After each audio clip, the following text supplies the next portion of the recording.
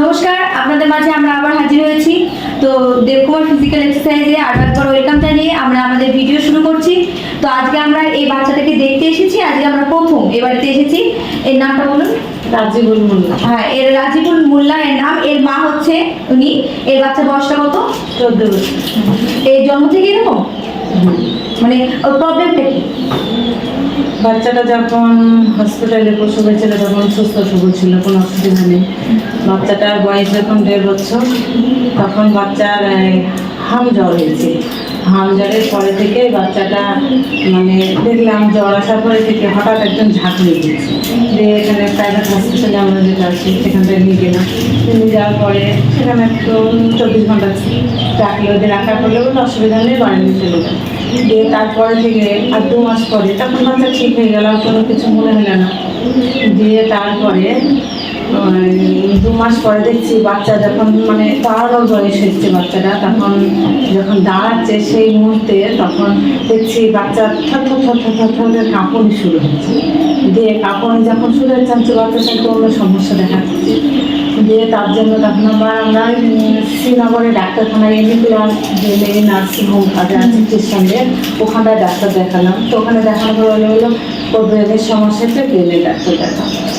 দিয়ে ওখান থেকে নিয়ে আসার পরে বহরমপুরে নিয়ে গেলাম, যে সব কিছু চেক আপ করলাম, বললাম না সেই থেকেই তো বাচ্চা দাঁড়াতে পারতো না, কাঁপতো, খাবার খেলে বমি করে ফেলতো, খাবার মানে খেতে না, কিছু না, এইভাবে চলছে। যে ডাক্তার এদিকে দেখে দেখাতে এই পর্যায়ে এসেছে।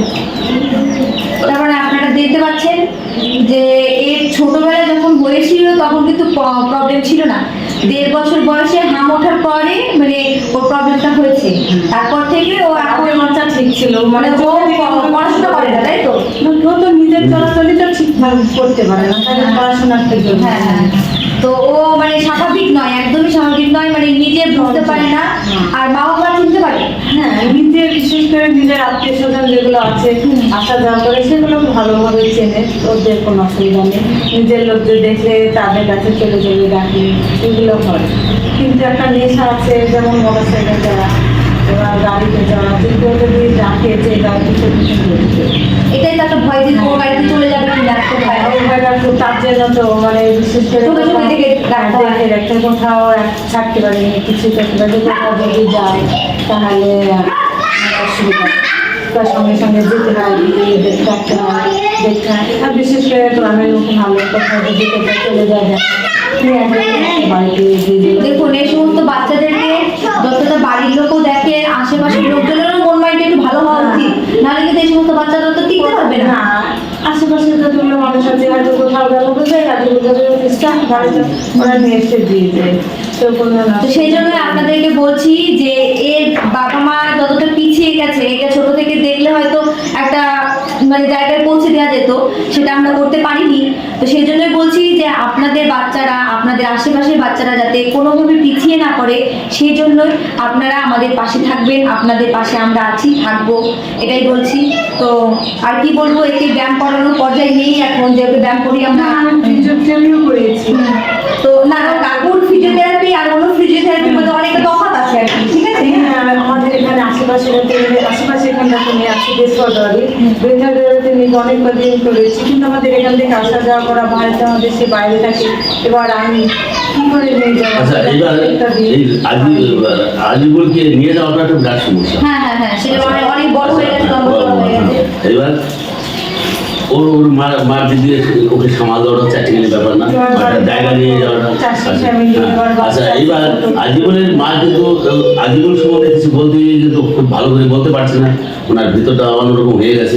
আমরা এসেছি, এই সেই জন্য ওর মা সঠিকভাবে সব কিছু বলতে পারছে না।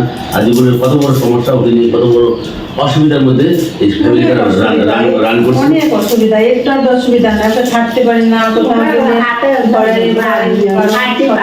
সেটাই তো আপনাদের সেই জন্যই বলছি যে পরবর্তীতে আরো বাচ্চাদেরকে নিয়ে যাতে আপনারা পিছিয়ে না পড়েন, সেই জন্যই আমরা আপনাদের পাশে আছি, আপনারা একটু করবেন যাতে আমরা আরো বাচ্চাদেরকে সাহায্য করতে পারি, কারণ এই সমস্ত বাচ্চারা যাদের বাড়িতে আছে তারাই জানে যে কতটা কষ্ট তাদেরকে নিয়ে সব এই ধরনের মানে কি বাচ্চারা যার বাড়িতেই আছে প্রত্যেকটা বাড়িতে সমস্যা হয়ে যায়।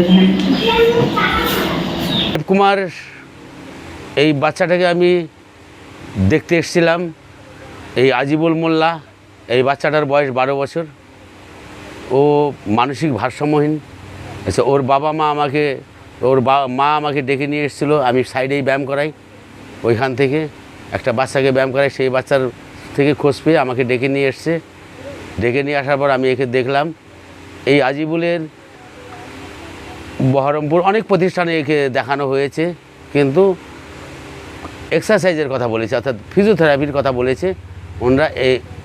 ইনরা এই বাচ্চাটাকে নিয়ে বেথুয়াতে যেত, বেথুয়াতে গিয়ে ফিজিওথেরাপি করিয়েছে।